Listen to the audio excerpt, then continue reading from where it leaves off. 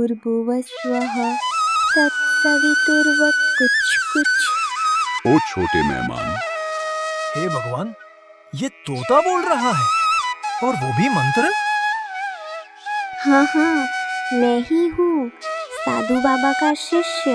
बाबा, मैं जल्दी वापस आऊंगा, आप चिंता मत करना। अरे, ये बोलता है, सच में बोलता है। अद्भुत अद्भुत। अरे, दरवाजा बंद कर दिया। मैं बाहर जाऊंगा बाबा के पास। बाबा, बाबा, पंडित जी झूठ बोल रहे हैं।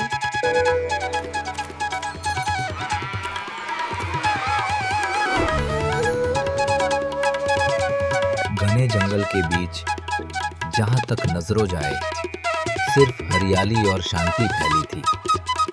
पंछियों की बोली ही वहां की एकमात्र भाषा थी।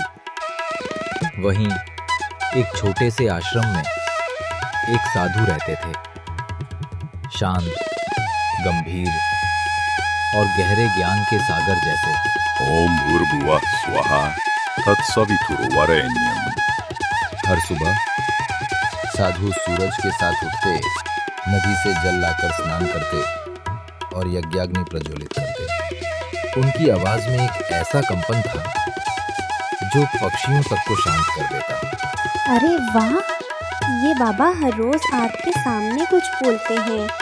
क्या यही जादू है जिससे ये इतने शांत रहते हैं? ओम भूर्भुवस्वः तत्सवितुर्वरेण्यम्। अरे, ये शब्द तो बड़े मजेदार हैं, मैं भी सीखूंगा। ओ छोटे मेहमान, तू रोज मेरी साधना सुनता है ना? तू भी ज्ञान की राह पकड़ना चाहता है? हाँ बाबा, जब आप ये आग जलाते हैं ना, तो बहुत अच्छा लगता है। मुझे भी वो शब्द सिखाओ जो हवा में तैरते हैं। ज्ञान शब्दों में नहीं होता बेटे, ज्ञान अनुभव में होता है। लेकिन जब दिल सच्चा हो तो शब्द भी ज्ञान की ओर ले जाते हैं। तो सुन और याद कर, ओम नमः शिवाय, शांति शांति शांति। ओम नमः शिवाय, शांति शांति। कभी कभी ज्ञान पाने के लिए किताबें नहीं, बस सच्चे मन से सुनने की चाह चाहिए होती है। वो तोता नहीं जानता था कि उसके जीवन की राह यही एक साधु और ये शब्द तय करने वाले हैं। दिन बीतते गए और वो तोता रोज साधु के मंत्र सुनता रहा। धीरे धीरे उसके स्वर में वही गहराई, वही ताल आ गई। वो खुद को समझने लगा, अब मैं भी ज्ञानवान हूं। ओम भूर्भुवस्वः तत्सवितुर्वरेण्यम् भर्गो देवस्य धीमहि। देखो, अब मैं भी बाबा जैसा बोल सकता हूँ। शाबाश छोटे मेहमान, पर याद रख, मंत्र बोलना ज्ञान नहीं। ज्ञान तो तब है जब तेरे भीतर की आवाज शांत हो जाए। अरे बाबा, इतनी गहराई की बात मत करो, मुझे तो बस इतना आता है। ओम नमः शिवाय। मंत्र तो याद कर लिया, पर अर्थ अभी नहीं समझा। उसी दिन जंगल के रास्ते से एक सेठ गुजर रहा था। धन और अहंकार उसके चेहरे से झलक रहे थे। उसने सुना था कि इस जंगल में एक साधु रहते हैं जो हर जीव से प्रेम करते हैं। तो उसने सोचा, दर्शन कर लूं, पुण्य मिलेगा। प्रणाम महाराज, मैंने सुना था आपके आश्रम में शांति है और आशीर्वाद मिलता है। मुझे भी कुछ आशीर्वाद दीजिए। सत्कार्य करने का मन रखो, वही सबसे बड़ा आशीर्वाद है। लो बैठो बेटा। ओम नमः शिवाय। शुभं करोति कल्याणम। अरे, ये आवाज कहां से आई? हे भगवान, ये तोता बोल रहा है और वो भी मंत्र। हाँ हाँ, मैं ही हूँ, साधु बाबा का शिष्य। मैं रोज रोज मंत्र सुनता हूँ, सीखता हूँ और सबको सिखाता हूँ। ऐसा तोता अगर राजा को भेंट में दूं तो नाम अमर हो जाएगा। राजा खुश, मैं धनवान और ये तोता उसका मनोरंजन। अरे प्यारे तोते, तू तो बड़ा विद्वान है। राजा तेरे जैसे बोलने वाले तोते को देखकर बहुत खुश होंगे। चल मेरे साथ चल, मैं तुझे बहुत सुंदर घर दिलाऊंगा। सच में वहाँ भी मुझे ओम नमः शिवाय बोलने को मिलेगा? बिल्कुल, राजा खुद तेरी बातें सुनेगा। सेठ, याद रखो, ज्ञान कोई वस्तु नहीं जो बेची जाए, वो तो अनुभव है जो भीतर खिलता है। महाराज, मैं बस इसे अपने राजा को भेंट कर रहा हूँ, पुण्य मिलेगा।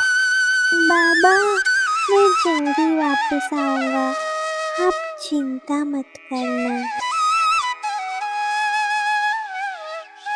जा बेटा, और तो तू जहां चाहे सकता है, पर याद रख, स्वर्ण के पिंजरे में भी पंख कांपते हैं।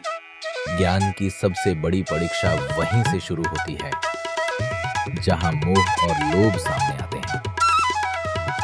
तोते ने मंत्र तो सीख लिए थे, पर अब वक्त था जीवन का अर्थ समझने का। राजा का जन्मदिन था। महल के हर कोने में संगीत, सजावट और खुशियों की गूंज थी। सेठ सोच रहा था, आज मेरा दिन बन जाएगा। सेठ जी, महाराज दरबार में है, पर आज अगर कोई तोहफा उन्हें प्रसन्न कर गया तो सोने की वर्षा होना तय है। आओ सेठ जी, क्या लेकर आए हो आज हमारे जन्मोत्सव पर? महाराज, मैं आपके लिए एक अनोखा उपहार लाया हूँ, ऐसा जो शब्दों से नहीं मंत्रों से बोलता है। वाह, इतना उजाला, इतना शोर, ये कहाँ आ गया मैं? अरे, ये बोलता है, सच में बोलता है। जी हाँ महाराज, ये कोई साधारण तोता नहीं, ये मंत्र बोलता है, ज्ञान बोलता है, साधुओं के आश्रम में पला है और ये तोता स्वयं विद्वान है। ओम नमः शिवाय, शुभं करोति कल्याणम। अद्भुत, अद्भुत, ऐसा तोता तो मैंने कभी नहीं देखा। इसे हमारे साथ रहना चाहिए। हम इसे सोने के पिंजरे में रखेंगे, जैसे राजमहल की शान। महाराज की कृपा हो, अब मेरा नाम अमर हो गया।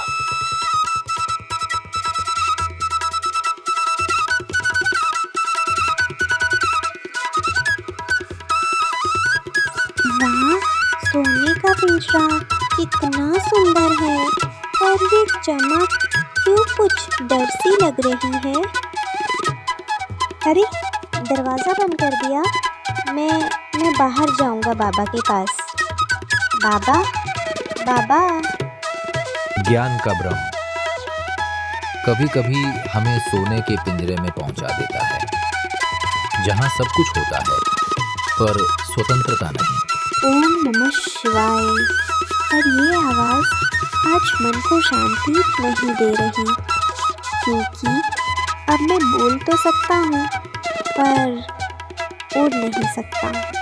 वो पहली रात थी जब तोते ने मंत्र नहीं गाया, बस आसमान की ओर देखा और सोचा, बाबा सही कहते थे, स्वर्ण का पिंजरा सुंदर हो सकता है पर वो मुक्ति नहीं देता। कई दिन बीत गए। अब वो तोता जो कभी पेड़ों की शाखों पर उड़ता था, अब महल की दीवारों में कैद था।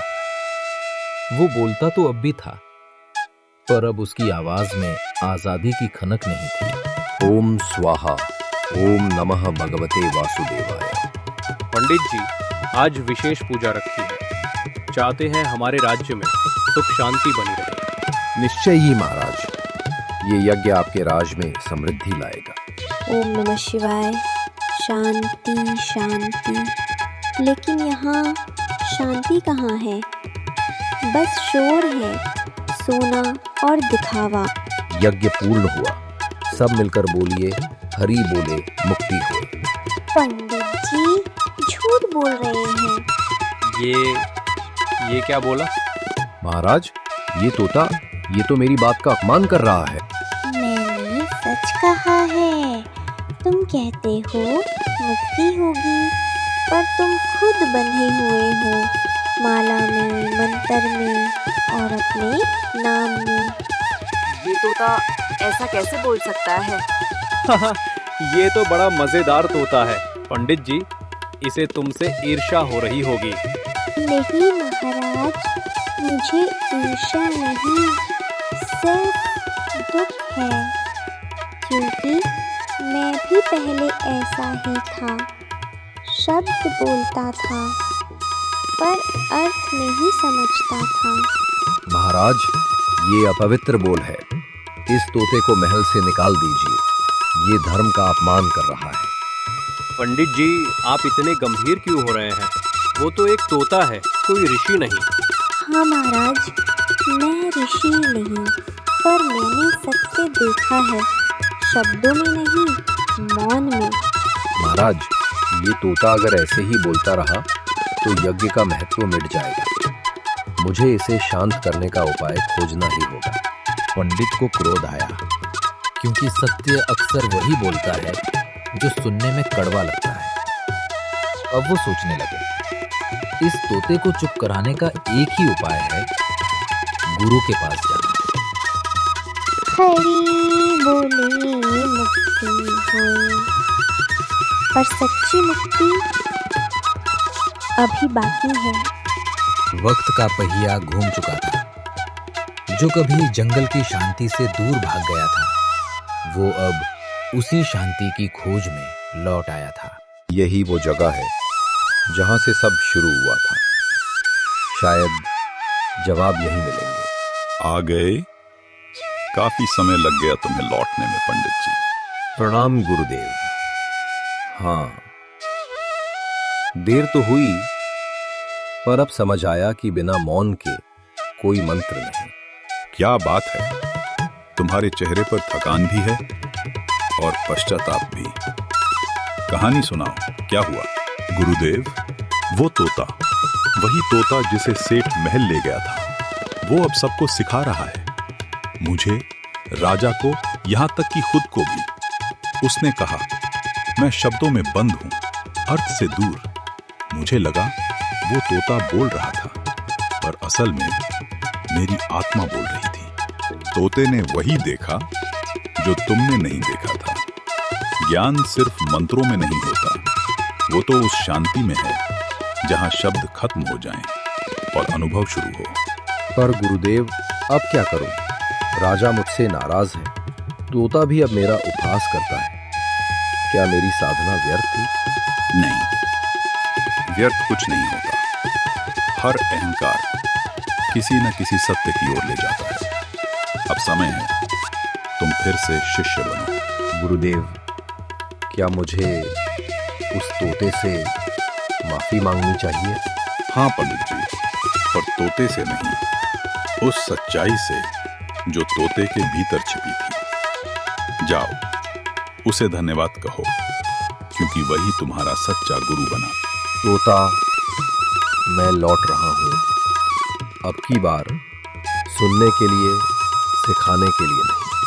पंडित ने प्रणाम किया और जंगल की उस शाम में जैसे कुछ बदल गया। बरगद के पत्ते झूम उठे, हवा में मधुरता घुल गई। शायद कोई आत्मा फिर से मुक्त हो गई थी। शाम उतर चुकी थी। राजमहल की दीवारों पर अब शांति थी, वो शांति जो कभी इस तोते की आवाज में छिपी थी। तोता, आ गए पंडित जी। आज आपकी आवाज में पहली बार सन्नाटा है। हाँ, पहली बार मैं बोलने नहीं, सुनने आया। तुम्हारे शब्दों ने मुझे वो सिखाया जो मेरे ग्रंथ भी नहीं सिखा पाए। मैंने कुछ नहीं सिखाया पंडित जी, बस वो दोहराया जो मैंने साधु के शब्दों में सुना था। मुक्ति का रास्ता बोलने से नहीं, समझने से खुलता है। तुम सही थे। जब मैं बोलता था हरि बोले मुक्ति हो, तब मैं बस शब्द बोल रहा था। पर तुमने कहा था पंडित जी झूठ बोल रहे हैं। अब समझ आया, क्योंकि मैं बोल रहा था, हो नहीं रहा था। शब्दों का सोना आत्मा का कारागार होता है पंडित जी। जिस दिन सुनना सीख जाओगे उस दिन ये पिंजरा टूट जाएगा।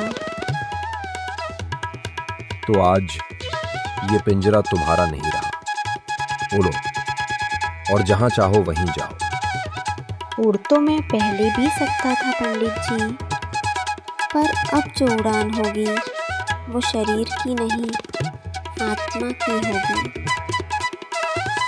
हरि बोले मुक्ति हो, पर सच्ची मुक्ति तब होगी जब गुरु मिल जाए। और उस शाम सिर्फ एक तोता नहीं, एक आत्मा भी मुक्त हुई थी, शब्दों से, अहंकार से और बंधनों से। क्योंकि सच्ची मुक्ति शब्दों से नहीं, समझ से होती है। अगर इस कहानी ने आपके दिल को छुआ हो तो हमारे चैनल को सब्सक्राइब जरूर करें, क्योंकि यहाँ हर कहानी आपको अंदर से बदल देगी।